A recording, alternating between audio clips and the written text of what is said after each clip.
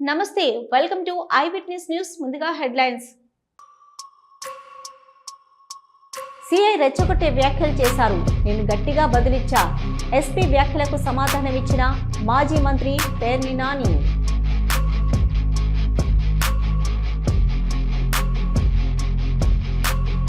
కల్తీ మద్యం కుట్రదారులను ప్రోత్సహించిన చరిత్ర జగన్దే. జగన్పై వర్ల రామయ్య విమర్శలు.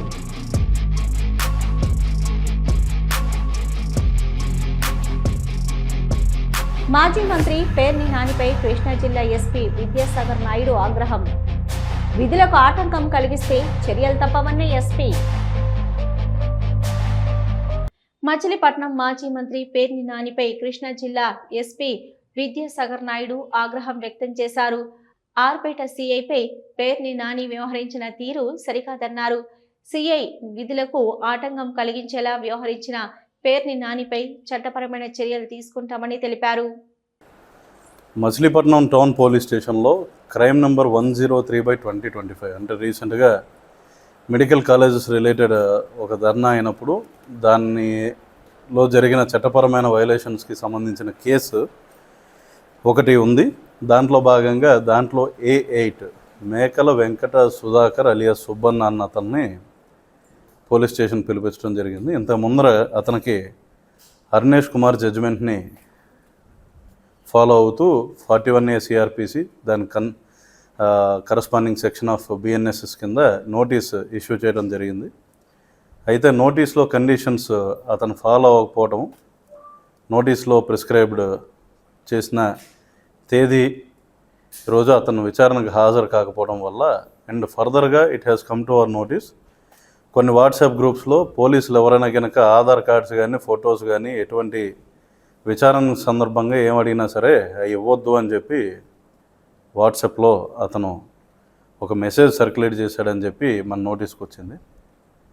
దీంట్లో మేము గమనించింది ఏంటంటే ఫస్ట్ విచారణకు సహకరించకపోవడం, దానికి తోడు చుట్టుపక్కల వేరే వాళ్ళను కూడా విచారణకి సహకరించొద్దు అని చెప్పడం అనేది మా దృష్టికి వచ్చింది. ఇది లా యొక్క వైలేషన్ కాబట్టి అతన్ని రిమాండ్కి పెట్టే దానికోసం పిలిపించడం జరిగింది. దీంట్లో భాగంగా అతను పోలీస్ స్టేషన్లో ఉన్నప్పుడు ఈరోజు మధ్యాహ్నం ఒక గ్రూప్ మన మాజీ మంత్రి గారు మరియు కొంతమంది గ్రూప్ కలిసి పోలీస్ స్టేషన్కి రావడం, దాంట్లో భాగంగా మా మచిలీపట్నం టౌన్ పిఎస్లో ఆర్పేట సిఏ గారు ఉన్నారు. అక్కడ వారి మీద దురుసుగా మాట్లాడటం, బెదిరించే దూరంలో మా పోలీస్ సిబ్బంది మీద మాట్లాడటం జరిగింది. ఇది మా దృష్టికి వచ్చింది. వివిధ మీడియా మాధ్యమాల్లో కూడా వీడియోస్ వైరల్ అవ్వటం జరిగింది. దీన్ని కృష్ణా జిల్లా పోలీసుల తరఫున మేము ఖండిస్తున్నాం. ముఖ్యంగా ఏంటంటే not only this press meet is not intended for any specific person or party. సందర్భం ఎరైజ్ అయింది కాబట్టి we wanted to pass A respectful message to everyone. విధి నిర్వహణలో భాగంగా పోలీసులను గనక అగౌరవపరుస్తూ తోలనాడుతూ బెదిరించే దూరంలో మాట్లాడటం చేస్తే irrespective of any party or any affiliation or any person we will take very stringent action. చట్టపరంగా ఖచ్చితంగా వారి మీద చర్యలు తీసుకోబడతాయి. పోలీసులు. తిరుపతిలో ఘోర అగ్ని ప్రమాదం చోటు చేసుకుంది. ఏర్పేట మండలం చింతలపాలెం టోల్ ప్లాజా వద్ద CMR ECO అల్యూమినియం ఫ్యాక్టరీలో బాయిలర్ పేలుడుతో ప్రమాదం జరిగింది.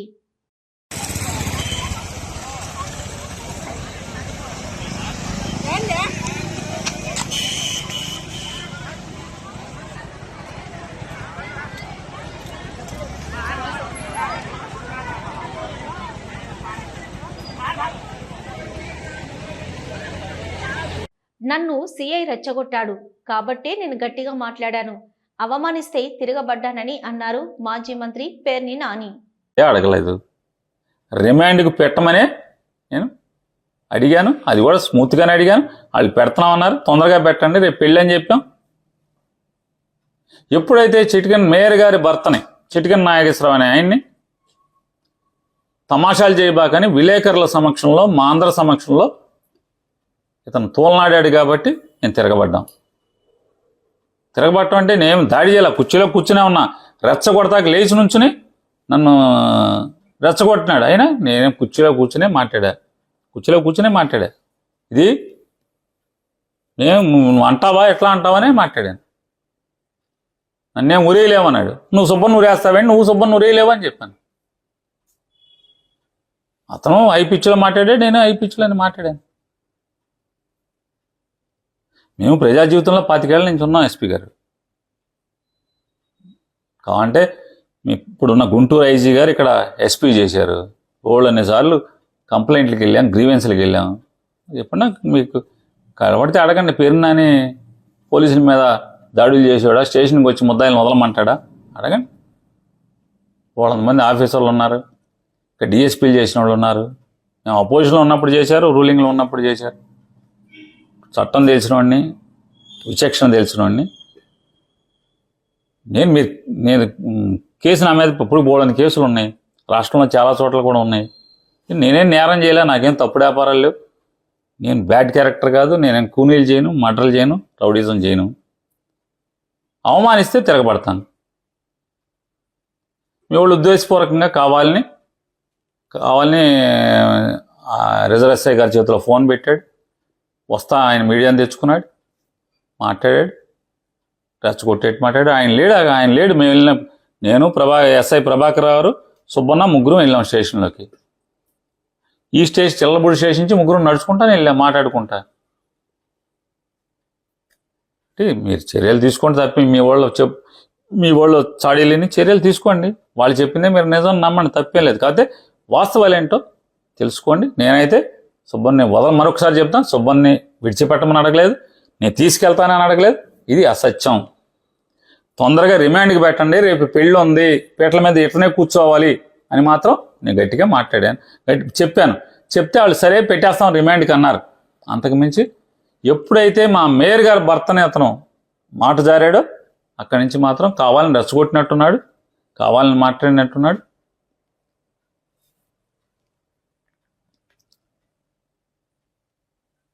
మీరు యాక్షన్ అంటే యాక్షన్ తీసుకోండి, వాస్తవాలను మాత్రం చూసుకోండి. కల్తీ మద్యం కుట్రదారులను ప్రోత్సహించిన చరిత్ర జగన్దే అని అన్నారు పోలిట్ బ్యూరో సభ్యులు వర్ల రామయ్య.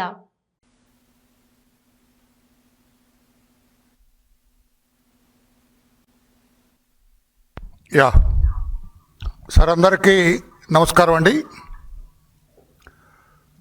గౌరవ జగన్మోహన్ రెడ్డి గారు గత ప్రభుత్వంలో ముఖ్యమంత్రిగా 5 సంవత్సరాలు పనిచేశారు. ఇప్పుడు శాసనసభ్యుడిగా ఉన్నారు. ఆయన ఆనాటి నుండి ముఖ్యమంత్రి అయిన దగ్గర నుంచి ఈనాటి వరకు కూడా రాష్ట్రంలో కల్తీ మద్యం అంటే గత 6 సంవత్సరాలుగా కల్తీ మద్యం రాష్ట్రంలో ఏరులై పారటానికి కర్త కర్మ క్రియ అన్నీ కూడా జగన్మోహన్ రెడ్డి గారే. కాదని చెప్పే ధైర్యం మీకుందా? ఓపెన్ డిబేట్కి వచ్చే ధైర్యం మీకుందా అని నేను అడుగుతున్నాను. మీరు మీ పత్రిక, మీ చెత్త ఛానల్లో మీరు ఏదేదో చూపించవచ్చు. క్రెడిబిలిటీ లేని పత్రిక, క్రెడిబిలిటీ లేని ఛానల్. నీ ఛానల్లో వచ్చేది ఎవరు నమ్మరు, నీ పత్రికలో వచ్చేది అది పత్రిక కాదు, నీ పార్టీ కరపత్రిక. That is your voice. Sakshi పత్రిక, దట్ ఈజ్ యువర్ వాయిస్. ఎవరు నమ్మరు దాన్ని. కల్తీ మద్యానికి మూల విరాట్ మీరు. కల్తీ మద్యాన్ని ప్రోత్సహించింది మీరు. కల్తీ మద్యం కుట్రదారులకి అండగా నిలబడింది మీరు. కాదని చెప్పే ధైర్యం ఉందా మిస్టర్ జగన్మోహన్ రెడ్డి? ఈ రోజున మీరు ఏమి ఎరగనట్టుగా నంగనాచి కబుర్లు చెప్పొచ్చు మీరు, కానీ రికార్డు ఎక్కడికి పోతుంది? రికార్డుని ఎలా కాదనరు మీరు? చరిత్రను ఎవరు కాదంటారు మీరు? వాస్తవాలను ఎలా కాదంటారు? నేను 1 by 1 అడుగుతాను, మీరు సమాధానం చెప్పండి. కల్తీ మద్యం అప్పుడు మేమే అధికారంలో ఉన్నాం. అప్పుడు మీ ఎమ్మెల్యే అభ్యర్థి మల్లాది విష్ణు, ఆయన ఒక బార్ నడుపుతారు. ఆ బార్లో కల్తీ మద్యం తాగి 6 చనిపోయారు. అది ఆ క్లిప్పింగ్ ప్లే చేయనా?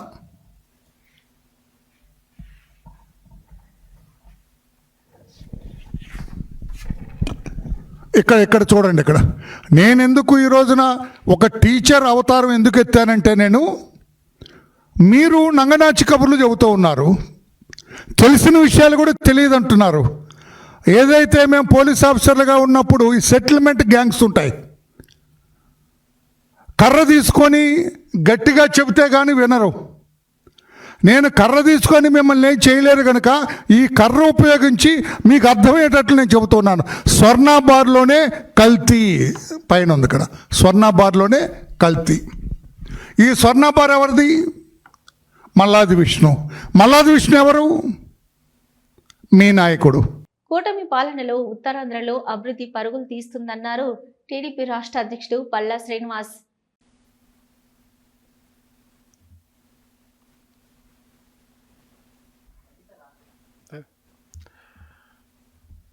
మీడియా మిత్రులందరికీ నమస్కారం.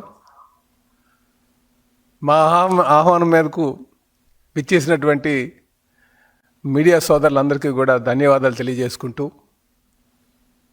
ఈరోజు 3 ప్రాంతాలని సమపాలుగా డెవలప్ చేస్తున్నటువంటి కూటమి ప్రభుత్వం, దానికి మనస్ఫూర్తిగా నేను కృతజ్ఞతలు తెలియజేస్తూ, ఈరోజు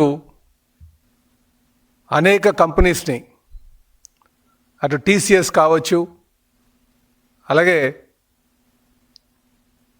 మహేంద్ర కావచ్చు, లూలు కావచ్చు, అలాగే రిలయన్స్ కావచ్చు, ఎన్టీపీసీకి సంబంధించి అక్కడ గ్రీన్ టెక్ కావచ్చు, హైడ్రోజన్ గ్రీన్ టెక్ కావచ్చు, ఇలాగా అనేక కంపెనీలు ఈరోజు ఈ రాష్ట్రంలో పెట్టుబడి పెట్టడానికి వస్తున్నాయంటే అది ముఖ్యమంత్రి శ్రీ నారా చంద్రబాబు నాయుడు గారి క్రెడిబిలిటీ అని చెప్పి ఈ సందర్భంగా తెలియజేస్తున్నా. అలాగే ఈరోజు విశాఖపట్నంలో మనం ప్రపంచ డేటా సెంటర్ ప్రపంచంలోనే పెద్ద డేటా సెంటర్ కూడా రాబోతుంది. అంటే రేపు విశాఖపట్నం డేటా హబ్గా మారబోతుంది. దీనికి నేను ముఖ్యమంత్రి గారైనటువంటి శ్రీ నారా చంద్రబాబు నాయుడు గారికి, అలాగే డిప్యూటీ ముఖ్యమంత్రి గారైనటువంటి డిప్యూటీ సీఎం గారైనటువంటి పవన్ కళ్యాణ్ గారికి, అలాగే సహకారం అందిస్తున్నటువంటి బీజేపీ నాయకత్వానికి, మరీ ముఖ్యంగా మా యువ నాయకులు, భవిష్యత్ నాయకులు లోకేష్ గారికి ప్రత్యేకంగా నేను ధన్యవాదాలు తెలియజేసుకుంటున్నానండి. అలాగే రేపు విశాఖపట్నంలో కూడా మరి సిఫీ డేటా అని చెప్పి, ఏఐ ఎడ్జ్ అని చెప్పేసి ఒక సెంటరు వారు స్టార్ట్ చేయబోతున్నారు. దాని ప్రారంభోత్సవం కూడా మా యువ నాయకులు, భవిష్యత్ నాయకులు లోకేష్ గారు వెళ్ళబోతున్నారు. అలాగే రేపు 14వ తారీఖున ఢిల్లీలో మరి గూగుల్ సంబంధించినటువంటి రైడన్తో ఫారెన్ డైరెక్ట్ ఇన్వెస్ట్మెంట్ సుమారు 87,000 కోట్లతో, అంటే 87,500 crores మరి కేంద్ర ప్రభుత్వం సమక్షంలో అగ్రిమెంట్ కాబోతుంది. అంటే ఇవన్నీ ఎందుకు చెప్తున్నామంటే రేపు విశాఖపట్నం ఒక డేటా వ్యాలీగా మారబోతుంది. అనేక డేటా సెంటర్స్ కల్తీ మద్యం కేసులో ఉన్నది తెలుగుదేశం వారేనని, అన్ని ఆధారాలతో దొరికినా కూడా వేల కోట్ల రూపాయలను దోచుకోవడానికి కల్తీ రాయిలను టీడీపీ ప్రోత్సహిస్తూ పేదల జీవితాలతో చెలగటం ఆడుతుందన్నారు నెల్లూరు జిల్లా అధ్యక్షులు మాజీ మంత్రి కాకాని గోవర్ధన్ రెడ్డి. అనేటువంటిది ఈరోజు మనం చూస్తే సరిపోతుంది. సార్ ఆలోచన చేద్దాం. మద్యానికి సంబంధించి ఏదో దొంగతనంగా తీసుకొచ్చి అమ్మింది కాదు. అక్కడ ఉన్నటువంటి మోల్కల్ చెరువులో ఉన్నటువంటి ఫ్యాక్టరీలో దానికి కావాల్సినటువంటి ముడి సరుకును సేకరించాలి, వాటికి కావాల్సినటువంటి బాటిళ్లను తయారు చేయించాలి, వాటికి కావాల్సినటువంటి ఏదైతే ఆ స్టిక్కర్స్ ఉంటాయో ఆ బాటిల్కి సంబంధించినటువంటి ఈ బ్రాండ్ అనేటువంటి స్టిక్కర్ ఉండాలి, వాటికి బాటిల్ సీల్డ్, ఇవన్నీ కూడా వేసిన తర్వాత అసలు బాటిళ్లలాగా మార్కెట్లోకి విడుదల చేశారు. ఇంత బాహాటంగా, ఇంత బహిరంగంగా దీనికి సంబంధించినటువంటి ముడిసరుకు ఏ విధంగా తెచ్చుకోగలిగారు, ఏ విధంగా నకిలీ బాటిల్ని తయారు చేసుకోగలిగారు, ఏ విధంగా నకిలీకి సంబంధించినటువంటి ఆ స్టిక్కర్లు ఏదైతే ఉన్నాయో వాటికి సంబంధించినటువంటి ఆ లేబుల్స్ని తయారు చేసుకోగలిగారు, ఏ విధంగా వాటికి సీల్డ్ అసలు బాటిల్కి వేసినట్టుగానే సీల్డ్ వేయగలిగారు అనేటువంటిది చూస్తే దీంట్లో ప్రభుత్వ పెద్దల పాత్ర స్పష్టంగా ఉంది అనేటువంటిది ప్రతి ఒక్కరికి అర్థమయ్యేటువంటి పరిస్థితి. ఇవన్నీ ఒకసారి చూస్తే కాకలు తీరినటువంటి మాఫియా ముఠాలు మాత్రమే సాధారణమైనటువంటివి చేయలేవి పనులు. కాకలు తీరి ఎంతో అనుభవం ఉన్నటువంటి ఆ ముఠాలు, మద్యం మాఫియా ముఠాలు మాత్రమే ఇటువంటి కార్యక్రమాలు చేయగలవు తప్ప మామూలుగా ఉండేటువంటి వ్యక్తులు, మామూలుగా జరిగేటువంటి సంఘటనలో ఇంత పెద్ద స్థాయిలో అంత దారుణంగా ప్రజల ప్రాణాలతో చెలగాటమాడేటువంటి విధంగా ఈరోజు ఎవరు కూడా కార్యక్రమాలు నిర్వహించలేరు. అంటే వీటిల్లో పకడ్బందీగా ఇటువంటి వాటిని అమలు చేయడంలో తెలుగుదేశం పార్టీకి సంబంధించినటువంటి వ్యక్తులు ఆరితేరున్నారు. కాబట్టే ఆ ఆరితేరినటువంటి తెలుగుదేశం పార్టీకి సంబంధించినటువంటి వ్యక్తుల ద్వారానే ఈరోజు ఇవన్నీ చేయగలిగారు. ఒకసారి చూద్దాం సాక్ష్యాలు, ఫోటోలు, వీడియోలు మీడియాలో ఎక్కడికక్కడ పడుతుంటే ఎంత దారుణం అంటే ఆ ఫోటోలు చూస్తే, ఆ ఫోటోలకు మొన్న విజయదశమి రోజు ఆ ప్లాంట్లకు సంబంధించి ఆ ఓనర్లు, తెలుగుదేశం పార్టీకి సంబంధించినటువంటి నాయకులు ఎవరైతే దందా నడుపుతున్నారో ఆ ప్లాంట్లకు ఆయుధ పూజ కూడా చేశారు వాళ్ళు దసరా రోజు. ఎందుకంటే మొన్న తీసి రిలీజ్ చేసి విడుదల చేసినటువంటి ఫోటోలలో వాటికి పూలమాలలు వేసి ఉన్నాయి. ఆ నకిలీ ప్లాంట్లకు సంబంధించినటువంటి పసుపు కుంకుమ మూసి పూజ చేశారు. అంటే సాధారణంగా ధైర్యంగా ఒక ఫ్యాక్టరీ నడిపేటువంటి వ్యక్తి ఏ విధంగా కార్యకలాపాలు నిర్వహిస్తాడో అదే స్థాయిలో నిర్వహించగలగడం అనేటువంటిది ప్రభుత్వ ప్రోత్సాహం లేకుండా, ప్రభుత్వ తోడ్పాటును అందించకుండా ఇది సాధ్యమనేటువంటిది ప్రతి ఒక్కరు కూడా ఆలోచించాల్సినటువంటి పరిస్థితి. సరే, ఈ విషయం మొత్తం మీద బయటపడినటువంటి వ్యక్తులు ఎవరు? జయచంద్రారెడ్డి, దాసరపల్లి జయచంద్రారెడ్డి. దాసరపల్లి జయచంద్రారెడ్డి ఎవరు? దాసరపల్లి జయచంద్రారెడ్డి అనేటువంటి కాకినాడ జిల్లాలో ఉప్పాడ తీరంలో కాలుష్యంపై ఉప ముఖ్యమంత్రి పవన్ కళ్యాణ్ ఉన్నతాధికారులతో సమీక్ష సమావేశం నిర్వహించారు.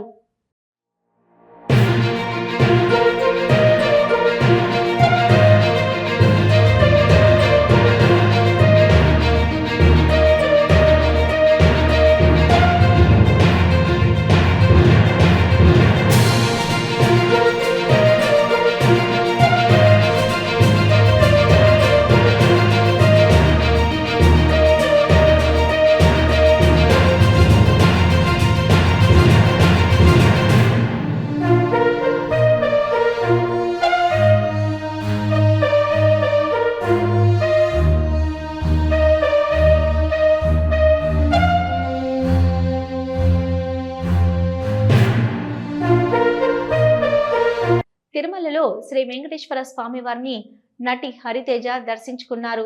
తన కుటుంబ సభ్యులతో కలిసి దైవ ఆశీస్సుల కోసం ప్రార్థనలు చేసింది. ప్రత్యేక పూజల అనంతరం స్వామివారి తీర్థ ప్రసాదాలను అందించారు.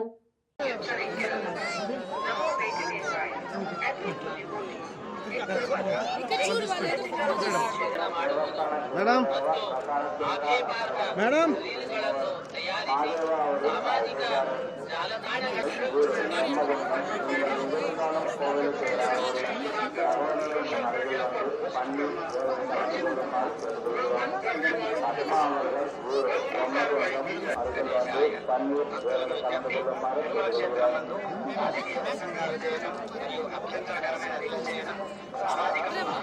రేపు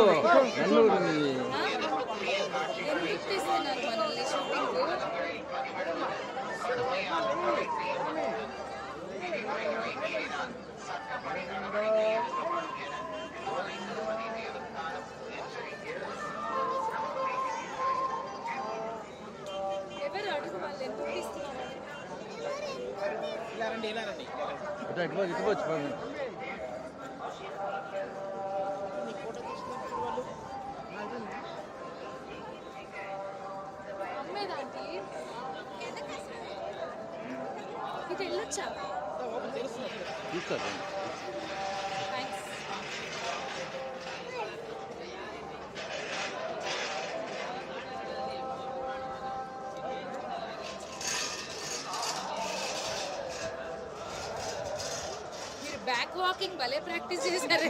నేను 4 అడుగులు వేస్తేనే నాకు కళ్ళు తిరిగిపోతుంది.